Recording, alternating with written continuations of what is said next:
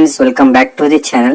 ಇವನಿದೆ July and August ಮಂತಿನ self declaration tab open ಮಾಡಿದ್ದಾರೆ ಹಾಗೂ ಎಲ್ಲಾ ವಿದ್ಯಾರ್ಥಿಗಳು ಕಾಮೆಂಟ್ ಮಾಡ್ತಾ ಇದ್ದಾರೆ ಇವನಿದೆ ಸೆಲ್ಫ್ ಡಿಕ್ಲರೇಷನ್ ಆಗ್ತಾ ಇಲ್ಲ ಹಾಗೂ ನಮ್ಮ ಡಾಟಾ ಬಂದು ಫೆಚ್ ಆಗ್ತಾ ಇಲ್ಲ. ರೆಫರೆನ್ಸ್ ನಂಬರ್ ಎಂಟರ್ ಮಾಡಿದ ತಕ್ಷಣ ನಮ್ಮ ಡಾಟಾ ಬಂದು ಫೆಚ್ ಆಗ್ತಾ ಇಲ್ಲ ಅಂತ ಈ ಒಂದು ಪ್ರಾಬ್ಲಮ್ ನ ಕಾಮೆಂಟ್ ಅಲ್ಲಿ ತಿಳಿಸ್ತಿದ್ದಾರೆ. ಆ ಒಂದು ಪ್ರಾಬ್ಲಮ್ ಕೂಡ ಇವಾಗ ಅಪ್ಡೇಟ್ ಆಗಿದೆ ಮತ್ತು ಜುಲೈ ಅಂಡ್ ಆಗಸ್ಟ್ ಮಂತಿನ ಸೆಲ್ಫ್ ಡಿಕ್ಲರೇಷನ್ ಕೂಡ ಇವಾಗ ನೀವು ಸಬ್ಮಿಟ್ ಮಾಡಬಹುದು.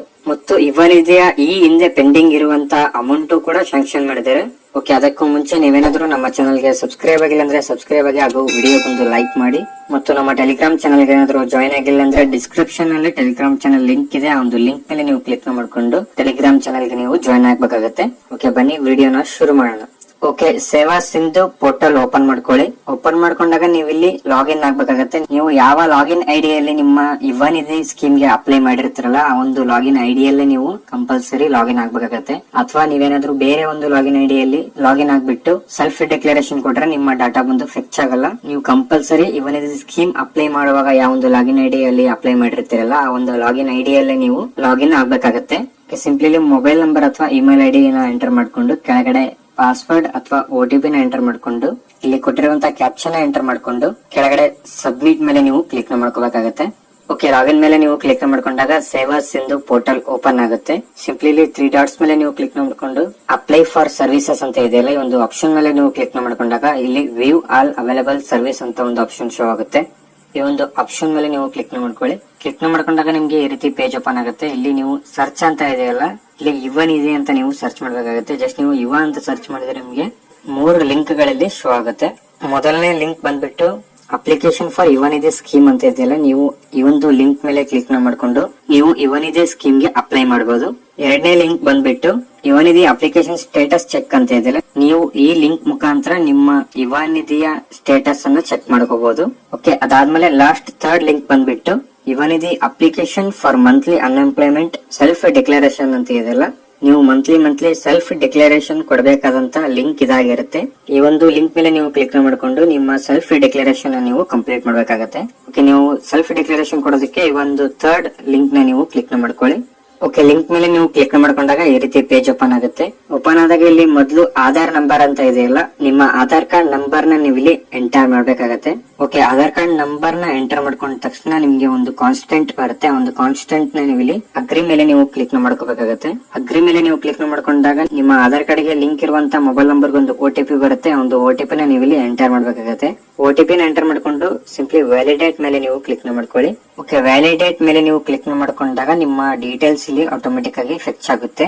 ನೇಮ್ ಇರ್ಬೋದು, ಇವನಿದೆ ರಿಜಿಸ್ಟ್ರೇಷನ್ ನಂಬರ್ ಇರ್ಬೋದು ಹಾಗೂ ನಿಮ್ಮ ಕೋರ್ಸ್ ಇರ್ಬೋದು ಇಲ್ಲಿ ಆಟೋಮೆಟಿಕ್ ಆಗಿ ಫೆಚ್ ಆಗುತ್ತೆ. ಓಕೆ, ಅದಾದ್ಮೇಲೆ ಕೆಳಗಡೆ ಜುಲೈ ಮಂತ್ ಡಿಕ್ಲರೇಷನ್ ಅಂತ ಇದೆಯಲ್ಲ ಇಲ್ಲಿ ಎಸ್ ಮೇಲೆ ನೀವು ಕ್ಲಿಕ್ ಮಾಡ್ಕೊಳ್ಳಿ. ಕೆಳಗಡೆ ಡಿಕ್ಲರೇಷನ್ ಇರುತ್ತೆ, ಡಿಕ್ಲರೇಷನ್ ನೀವು ಎಸ್ ಕೊಡಿ. ಎಸ್ ಕೊಟ್ಟು ಇಲ್ಲಿ ಕೊಟ್ಟಿರುವಂತ ಕ್ಯಾಪ್ಷನ್ ಎಂಟರ್ ಮಾಡ್ಕೊಂಡು ಕೆಳಗಡೆ ಸ್ಕ್ರಾಲ್ ಮಾಡ್ಕೊಂಡು ಸಬ್ಮಿಟ್ ಮೇಲೆ ನೀವು ಕ್ಲಿಕ್ ಮಾಡ್ಕೋಬೇಕಾಗತ್ತೆ. ಸಬ್ಮಿಟ್ ಮೇಲೆ ನೀವು ಕ್ಲಿಕ್ ಮಾಡ್ಕೊಂಡಾಗ ನಿಮ್ಮ ಜುಲೈ ಮಂತಿನ ಸೆಲ್ಫ್ ಡಿಕ್ಲರೇಷನ್ ಬಂದು ಕಂಪ್ಲೀಟ್ ಆಗುತ್ತೆ. ಅಥವಾ ನಿಮ್ಮ ಡೀಟೇಲ್ಸ್ ಏನಾದ್ರು ಇಲ್ಲಿ ಆಟೋಮೆಟಿಕ್ ಆಗಿ ಫಿಕ್ಸ್ ಆಗಿಲ್ಲ ಅಂದ್ರೆ ನೀವು ನಿಮ್ಮ ಇವನಿದೆ ಸ್ಕೀಮ್ ಅಪ್ಲೈ ಮಾಡುವಂತ ಟೈಮ್ ಅಲ್ಲಿ ಯಾವೊಂದು ಲಾಗಿನ್ ಅಲ್ಲಿ ಅಪ್ಲೈ ಮಾಡಿದಿರಿ ಅಂತ ಚೆಕ್ ಮಾಡ್ಕೊಂಡು ನೀವು ಲಾಗಿನ್ ಆಗಿ ಸೆಲ್ಫ್ ಡಿಕ್ಲರೇಷನ್ ಕೊಡಬೇಕಾಗುತ್ತೆ. ನೀವು ಅಪ್ಲೈ ಮಾಡಿರುವಂತ ನಂಬರ್ ಇಂದ ಲಾಗಿನ್ ಆಗಿ ಸೆಲ್ಫ್ ಡಿಕ್ಲರೇಷನ್ ನ ಸಬ್ಮಿಟ್ ಮಾಡಿದಾಗ್ಲೂ ಕೂಡ ನಿಮ್ಮ ಡಾಟಾ ಬಂದು ಫಿಕ್ಸ್ ಆಗಿಲ್ಲ ಅಂದ್ರೆ ನೀವು ಗ್ರಾಮ ಒನ್ ಅಥವಾ ಕರ್ನಾಟಕ ಒನ್ ಸೆಂಟರ್ ಗೆ ನೀವು ಭೇಟಿ ನೀಡಿ ನಿಮ್ಮ ಇವನಿದೆ ಸೆಲ್ಫ್ ಡಿಕ್ಲರೇಷನ್ ನೀವು ಸಬ್ಮಿಟ್ ಮಾಡಬೇಕಾಗುತ್ತೆ. ನೀವು ಲೋಕಲ್ ಸೇವಾ ಸಿಂಧು ಪೋರ್ಟಲ್ ಅಲ್ಲಿ ಸಬ್ಮಿಟ್ ಮಾಡ್ತಾ ಇರೋದ್ರಿಂದ ನಿಮ್ಮ ಡಾಟಾ ಬಂದು ಫೆಚ್ ಆಗಿರಲ್ಲ.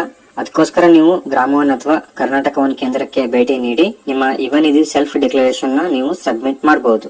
ಓಕೆ, ಅದಾದ್ಮೇಲೆ ನಮ್ಮ ಇವನಿಧಿಯ ಅಮೌಂಟ್ ಎಷ್ಟು ತಿಂಗಳ ಅಮೌಂಟ್ ನಮ್ಗೆ ಕ್ರೆಡಿಟ್ ಆಗಿದೆ ಅಂತ ಚೆಕ್ ಮಾಡೋದಕ್ಕೆ ನೀವು ಅಪ್ಲಿಕೇಶನ್ ಸ್ಟೇಟಸ್ ನ ಚೆಕ್ ಮಾಡ್ಬೇಕಾಗತ್ತೆ. ಅದಕ್ಕೋಸ್ಕರ ನೀವು ಇವನಿಧಿ ಅಪ್ಲಿಕೇಶನ್ ಸ್ಟೇಟಸ್ ಚೆಕ್ ಅಂತ ಒಂದು ಲಿಂಕ್ ಇದೆಯಲ್ಲ ಎರಡನೇ ಆಪ್ಷನ್ ಈ ಒಂದು ಲಿಂಕ್ ಮೇಲೆ ನೀವು ಕ್ಲಿಕ್ ಮಾಡ್ಕೊಳ್ಳಿ. ಕ್ಲಿಕ್ ಮಾಡ್ಕೊಂಡಾಗ ಈ ರೀತಿ ಪೇಜ್ ಓಪನ್ ಆಗುತ್ತೆ. ಇಲ್ಲಿ ಇವನಿಧಿ ರಿಜಿಸ್ಟ್ರೇಷನ್ ನಂಬರ್ ಅಂತ ಇದೆಯಲ್ಲ ನಿಮ್ಮ ಇವನಿಧಿಯ ರಿಜಿಸ್ಟ್ರೇಷನ್ ನಂಬರ್ ನ ನೀವು ಇಲ್ಲಿ ಎಂಟರ್ ಮಾಡ್ಬೇಕಾಗತ್ತೆ. ಎಂಟರ್ ಮಾಡ್ಕೊಂಡು ಕೆಳಗಡೆ ಸೆಲೆಕ್ಟ್ ಮಂತ್ ಅಂತ ಇದೆಯಲ್ಲ ನಿಮ್ಮ ಯಾವೊಂದು ಮಂತಿನ ಸ್ಟೇಟಸ್ ಚೆಕ್ ಮಾಡ್ತಾ ಇದೀರಾ ಆ ಒಂದು ಮಂತ್ ನ ನೀವು ಇಲ್ಲಿ ಸೆಲೆಕ್ಟ್ ಮಾಡ್ಕೋಬೇಕಾಗತ್ತೆ.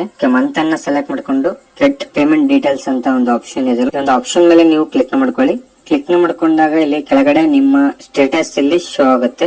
ನಿಮ್ಮ ಅಮೌಂಟ್ ಆಗಿರ್ಬೋದು, ನಿಮ್ಮ ಅಮೌಂಟ್ ಕ್ರೆಡಿಟ್ ಆದಂತ ಡೇಟ್ ಇರ್ಬೋದು, ಮತ್ತು ನಿಮ್ಮ ಯಾವ ಮಂತಿನ ಅಮೌಂಟ್ ಇಲ್ಲಿ ಕ್ರೆಡಿಟ್ ಆಗಿದೆ ಅಂತ ಎಲ್ಲ ಒಂದು ಡೀಟೇಲ್ಸ್ ಇಲ್ಲಿ ಶೋ ಆಗುತ್ತೆ. ಓಕೆ, ಅದಾದ್ಮೇಲೆ ಎಲ್ಲಾ ವಿದ್ಯಾರ್ಥಿಗಳಿಗೆ ಇವನಿದೆ ಸ್ಟೇಟಸ್ ಚೆಕ್ ಮಾಡಿದಾಗ ಇಲ್ಲಿ ಅಮೌಂಟ್ ಸ್ಟೇಟಸ್ ಶೋ ಆಗ್ತಾ ಇಲ್ಲ. ಹಾಗೂ ಕೆಳಗಡೆ ಪ್ರೆಸೆಂಟ್ ಸ್ಟೇಟಸ್ ಅಲ್ಲಿ your application is pending with DEO for domicile verification ಅಂತ ಇದೆ. ಎಲ್ಲಾ ವಿದ್ಯಾರ್ಥಿಗಳು ಕನ್ಫ್ಯೂಷನ್ ಆಗ್ತಾ ಇದ್ರೆ ನಾವು ನಮ್ಮ ಅಪ್ಲಿಕೇಶನ್ ನ ಎಲ್ಲಿ ವೆರಿಫೈ ಮಾಡ್ಬೇಕಂತ ಹೇಳಿ. ಈ ಒಂದು ಇವನಿದೆ ಅಪ್ಲಿಕೇಶನ್ ನೀವು ಎಲ್ಲಿಯೂ ಕೂಡ ವೆರಿಫಿಕೇಶನ್ ಮಾಡೋ ಅವಶ್ಯಕತೆ ಇಲ್ಲ. ಇದು ಆಟೋಮೆಟಿಕ್ ಆಗಿ ವೆರಿಫಿಕೇಶನ್ ಆಗುತ್ತೆ. ವೆರಿಫಿಕೇಶನ್ ಆಗುವವರೆಗೂ ನೀವು ವೈಟ್ ನೇ ಮಾಡ್ಬೇಕಾಗತ್ತೆ. ನಮ್ಗೆ ಇಲ್ಲಿ ಯಾವುದೇ ರೀತಿ ವೆರಿಫಿಕೇಶನ್ ಮಾಡೋಕೆ ಆಪ್ಷನ್ ಇರಲ್ಲ.